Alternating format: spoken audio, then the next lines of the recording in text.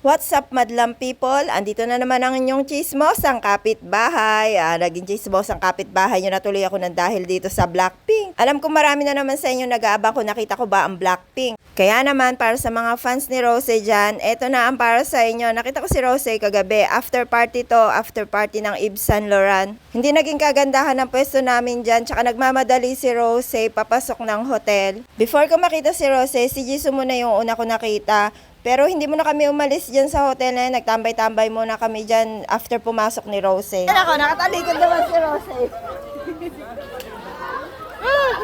After 30 minutes, lumabas ulit si Rose. Busy ang lola nyo, may pupuntahan na namang party. At dahil hindi ko masyadong nakita si Rose kanina, bumawi ako ngayon. At yan, tignan nyo, may pagsumpa ko ng camera. Napakalapit lang naman sa akin ni Rose. O ayan ang kamay ni Rose na malapitan, titigan nyo na, charot. Para lang ako naghatid ng tropa ko papuntang airport. May pagbabay pa ako dyan, tsaka finger heart, feeling close. Bye-bye! Hi!